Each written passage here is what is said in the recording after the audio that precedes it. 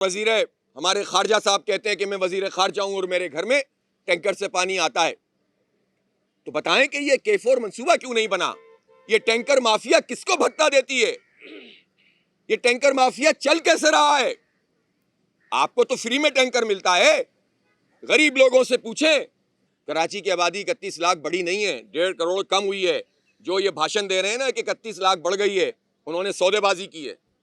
लाडलों की ये फरमाइश है कि सदर टाउन पीपी को चाहिए, तो उसके लिए उन्होंने पहले तो 2 बंदे अंदर करवा दिए, तीसरा स्क्रूटनी में पकड़वा दिया।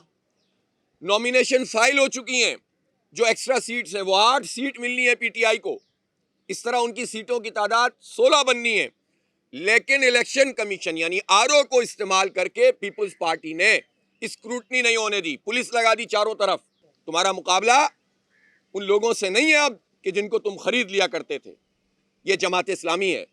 लाहौर के वाकयात को बुनियाद बनाकर कराची का इलेक्शन क्यों यरगमाल बनाया जा रहा है? फौज का नाम इस्तेमाल करके, उनके एक्शंस को इस्तेमाल करके कराची में शबखून क्यों मारा जा रहा है? कल तुर्की में रन ऑफ इलेक्शन हुआ। रजब तैयब अर्दगान साहब को अल्लाह ताला ने कामयाबी नसीब की, हम उनको मुबारकबाद पेश करते हैं।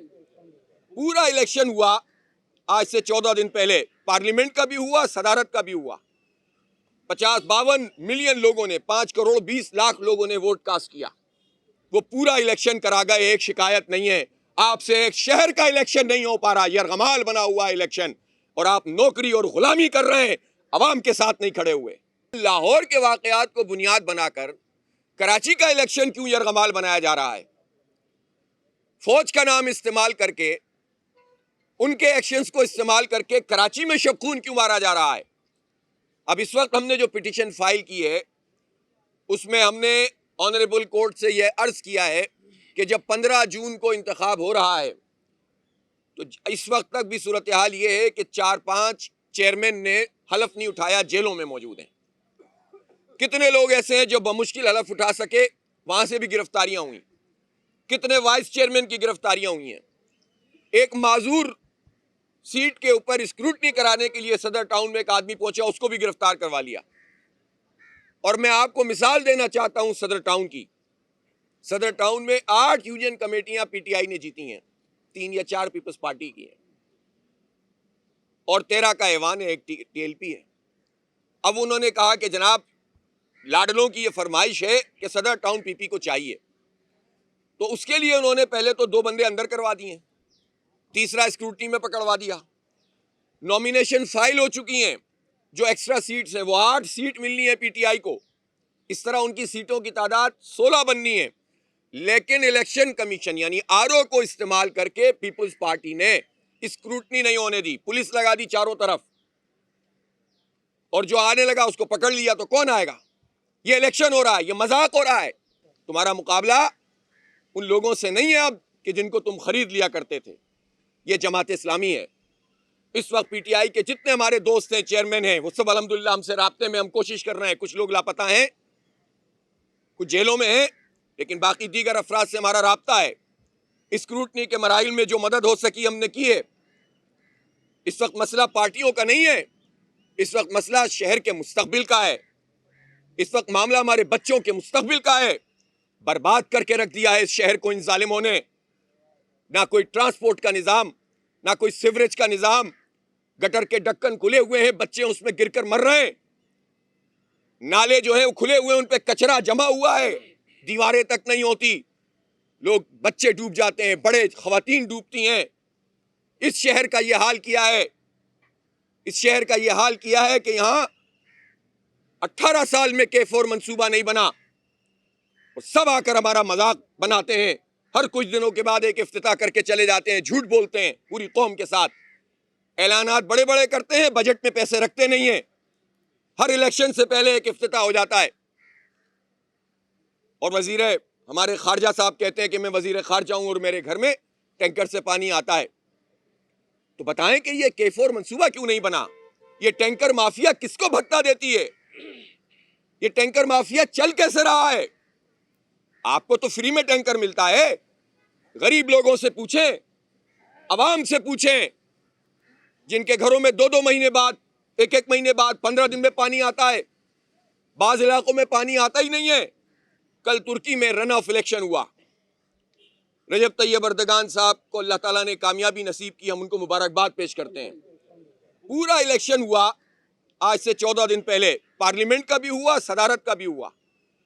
50-52 मिलियन लोगों ने, 5 करोड़ 20 लाख लोगों ने वोट कास्ट किया।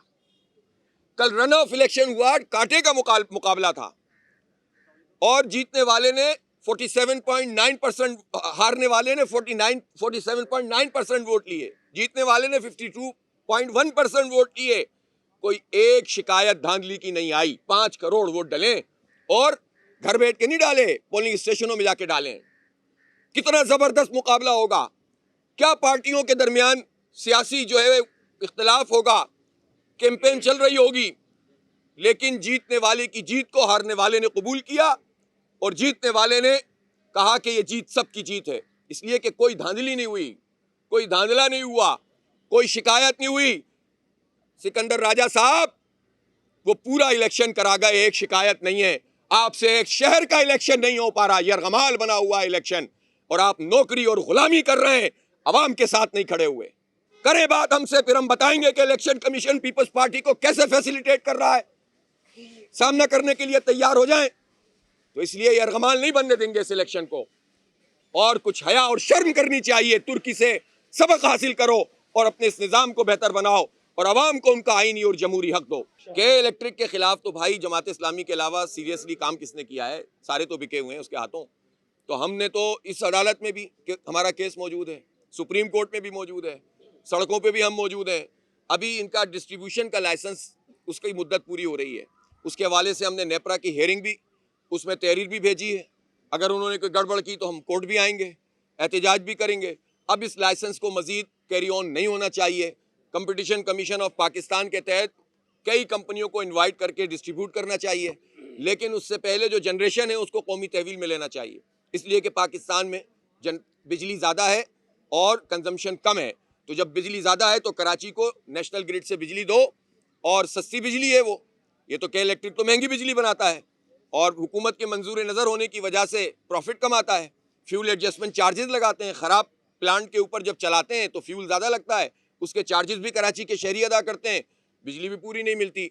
तो इन सब ग्राउंड्स पर हम चाहते हैं कि जनरेशन कौमी तहवील में हो और ट्रांसमिशन और डिस्ट्रीब्यूशन के लिए कई कंपनियाँ, उसके लिए सीरियस वर्किंग भी हम नहीं की है और एहतजाज भी हम नहीं किया है और कर रहे हैं और करेंगे इंशाल्लाह, और कराची के अवाम के हक़ के लिए लड़ेंगे इंशाल्लाह। कराची की आबादी 31 लाख बड़ी नहीं है, 1.5 करोड़ कम हुई है। जो ये भाषण दे रहे हैं ना कि 31 लाख बढ़ गई है, उन्होंने सौदेबाजी की है। उन्होंने पहले 2017 की मरदमशुमारी को मंजूर करवाया और उसको रेफरेंस पॉइंट बनवाया, और उसके बाद कहते हैं 31 लाख बढ़ गई, 40 लाख बढ़ गई।